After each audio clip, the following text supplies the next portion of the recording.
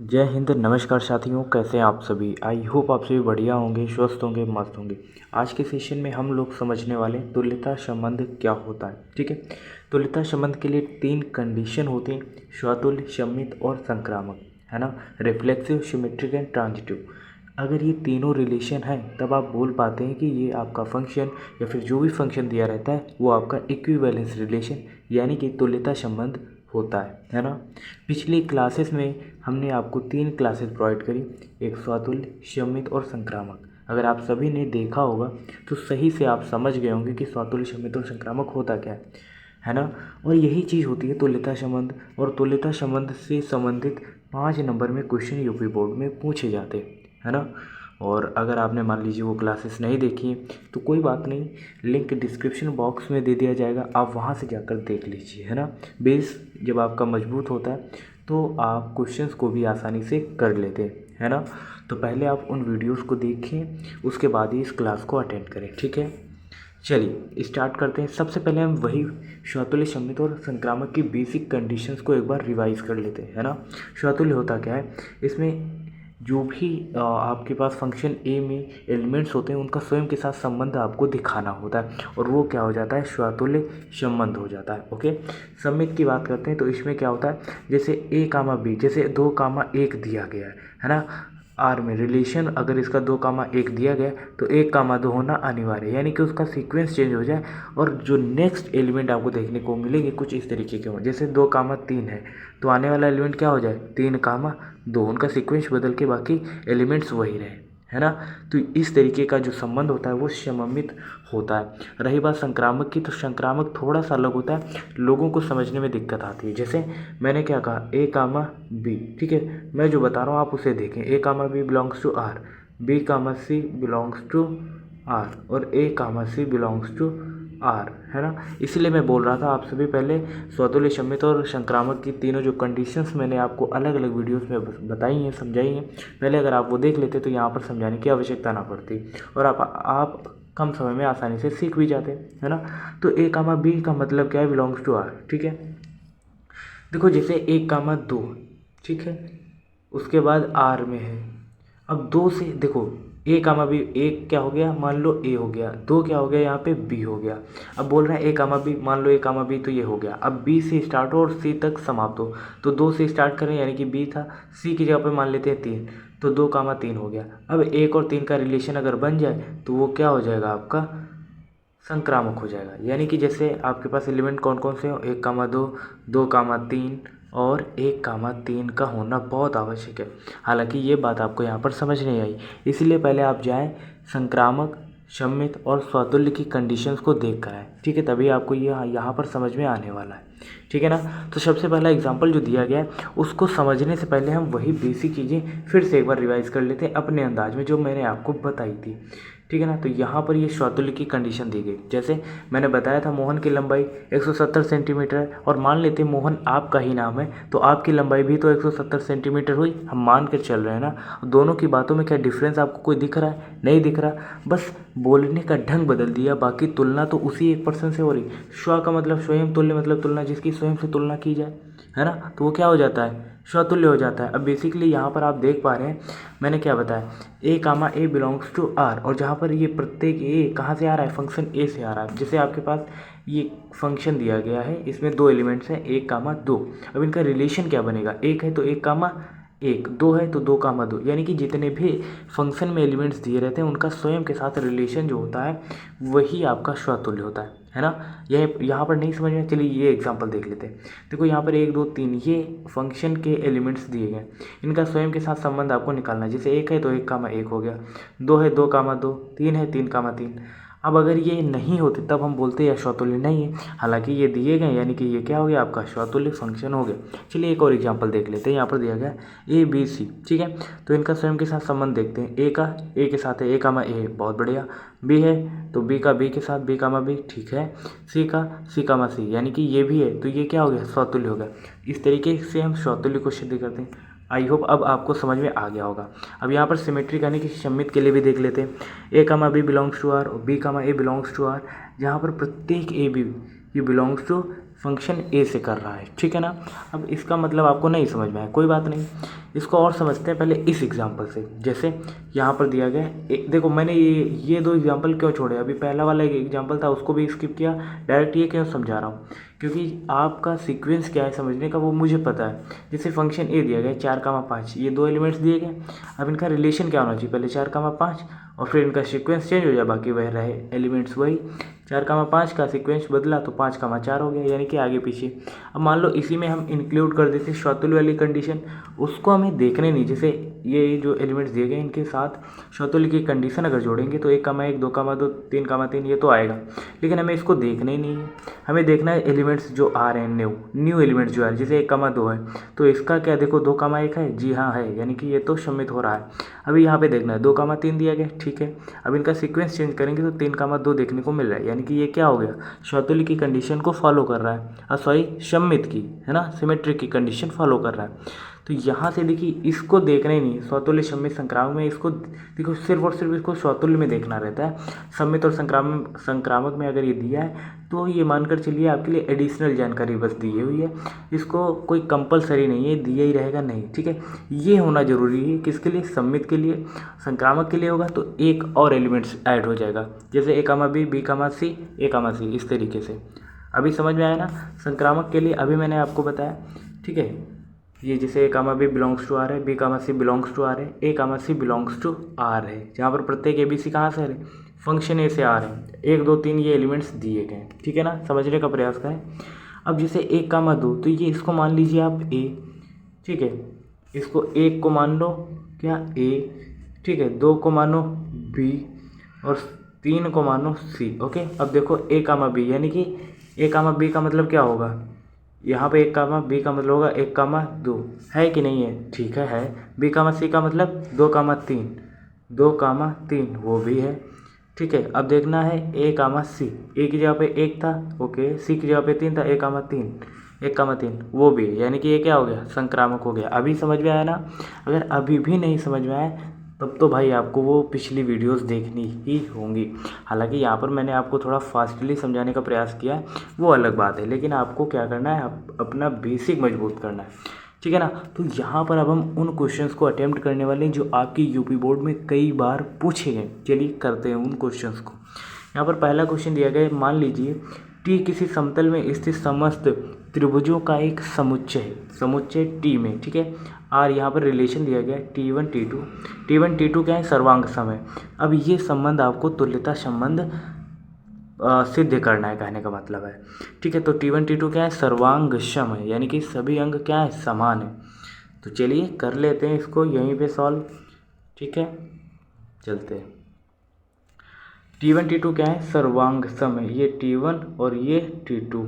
अब ये सर्वांग सम बोल रहा है।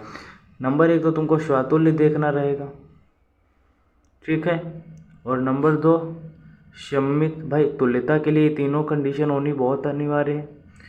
और नंबर 3 पर क्या होना चाहिए, संक्रामक होना चाहिए, यही ना। चलिए ठीक है, कोई बात नहीं। अब हम इसको थोड़ा सा कैसे समझेंगे, ग्राफ बनाकर। T1 T2 क्या कर रहा है, ये दोनों सर्वांग सम का मतलब समझते हो, इनको थोड़ा अलग अलग करो, सर्वा अंग समान, यानी कि जिसके सभी अंग समान हो, ठीक है। तो T1 T2 मान लो ये त्रिभुज है, ये एक T1 और ये रहा एक T2, इसको T1 मान लो, इसको T2 मान लो। अब कह रहा है T1 T2 के सर्व अंग समान है, यानी कि सभी अंग समान है। जैसे ये कर्ण बराबर होगा, ये लंब बराबर होगा, ये आधार और ये आधार बराबर होगा, इनके अंग क्या है, समान है। अब भाई तुलना तो स्वयं के साथ करी जाएगी, स्वतुल्य के लिए बात कर रहे हैं यहाँ पर हम। स्वतुल्य के लिए क्या होगी, चाहे भाई आप बोलें देखो T1 T2 दोनों सर्वांग सम है, तो हम ये भी तो बोल सकते हैं T1 खुद के सर्वांग सम होगा। जैसे मैंने कहा वही एग्जांपल ले लेते हैं, मोहन की लंबाई 170 सेंटीमीटर है और मोहन आपका नाम है, तो आपकी लंबाई भी तो 170 सेंटीमीटर ही होगी। अब जैसे बात कर रहे हैं T1 T2 के क्या है, सर्वांग सम है, तो T1 खुद के भी तो सर्वांग सम होगा, खुद के भी तो बराबर होगा, है ना। समझ पा रहे हो ना मेरी बात, ओके। बस यही तो आपको समझाना है। तो यानी कि ये तो स्वतुल्य हो गया, जैसे T1 सर्वांग सम T2 है तो आप लिख सकते हैं T1 सर्वांग सम T2। अब ये इस तरीके की कंडीशन को हम बोल देंगे, ये क्या हो गया, स्वतुल्य हो गया। अब रही बात सम्मित की, अब जैसे मैं बोलूँ 2 में 3 मैंने जोड़ा तो कितना हो गया 5। अच्छा जी, 3 में अगर मैं 2 जोड़ूँ तो कितना हो जाएगा 5, तभी तो 5 रहेगा ना। चलिए बस यही आपको समझाना था। जैसे मैंने कहा T1 क्या है, ये जो T1 दिया गया है ये T2 के सर्वांग सम है। ओके, तो क्या मैं ये बोल नहीं सकता ये जो T2 है ये भी तो सर्वांग सम है T1 के, बस क्रम बदलना था। जैसे आपको क्या मैंने रिलेशन में बताया था, जैसे 1,3 दिया गया है तो इसका सीक्वेंस बदल कर नेक्स्ट वही आ जाना चाहिए। जैसे 1,3 है तो 3,1 आ जाना चाहिए, ये तो मैंने बताया था। ठीक है, बस वही आपको यहाँ पर समझना है। यहाँ पर जैसे मैंने कहा T1 क्या है, T1 ये T2 के सर्वांग सम है, तो मैं ये भी तो बोल सकता हूँ T2 क्या है T1 के सर्वांग सम है। और ऐसी कंडीशन सममित के लिए फॉलो होती, तो ये क्या हो जाएगा सममित भी हो गया। तो अभी ये सममित का रोल समझ में आया यहाँ पे क्या था। ओके, अब हम समझने वाले हैं संक्रामक। संक्रामक के लिए कुछ ज़्यादा हार्ड तो नहीं, बस वही है कि देखो यहाँ पर एक हम अलग से ले लेते हैं। जैसे T1 क्या है T2 के सर्वांग सम है। ओके, अब T2 मान लेते हैं, यहाँ पर मानेंगे। ओके, ये मानने पर यहाँ पर आप लिख लीजिएगा मानने पर T1 क्या है T2 के सर्वांग सम, ये तो आपको दिया है। मान लेते हैं T2 क्या है T3 के सर्वांग सम हो गया। अब भाई देखो T1 T2 के सर्वांग सम है, T2 T3 के सर्वांग सम है, तो इसका मतलब यही हुआ कि T1 भी T3 के सर्वांग सम होगा। होगा कि नहीं होगा भाई। देखो T1 T2 के सर्वांग सम है, T2 T3 के बराबर है। जैसे आपकी लंबाई मोहन के बराबर है, ठीक है। मोहन अब कोई तीसरा पर्सन है मान लो, अरे चलो ठीक है दूसरा एग्जांपल लेते हैं। जैसे आपका नाम राकेश है और आपका एक दोस्त है मोहन और आपका एक और दोस्त है जिसका नाम है राकेश। जैसे आपकी लंबाई मोहन के बराबर है, ठीक, और मोहन की लंबाई राकेश के बराबर है।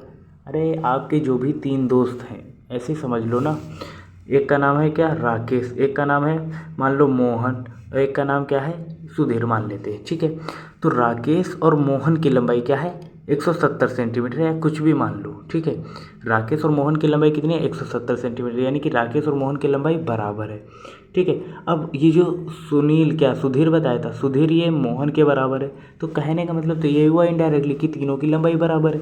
अब T1 T2 के सर्वांग सम है, T2 T3 के सर्वांग सम है, तो ये मैं बोल सकता हूँ ना T1 T3 के सर्वांग सम होगा। कहने का मतलब ये जो मैं समझाना चाह रहा था, यानी कि ये क्या हो गया सर्वांग सम हो गया ना, यानी कि ये संक्रामक भी हो गया।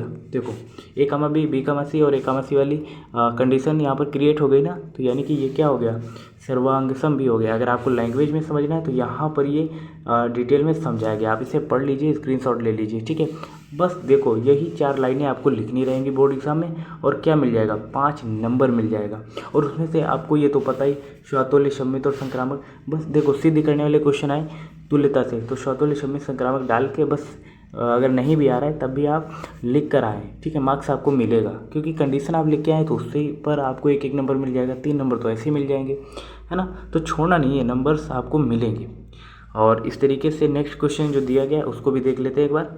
यहाँ पर दिया गया है, देखो ये दिया गया है, मान लीजिए T किसी समतल में स्थित है, त्रिभुजों का एक समुच्चय T1 T2 के सर्वांग सम है, वही सर्वांग सम वाला, ये तो नहीं देखना, ये वाला देखते हैं अब। तीसरा क्वेश्चन, मान लीजिए किसी समतल में स्थित समस्त रेखाओं का एक समुच्चय तथा L1 L2 पर लंब है, समुच्चय में ये सिद्ध करना है कि ना तो स्वातुल्य है और ना ही संक्रामक, ठीक है, ये बोल दिया गया।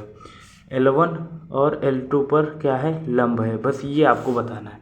हाँ ये हो गई नहीं, देखो L1 क्या है L2 पर लंब है, स्वातुल्य के लिए तो ये तो चल गया।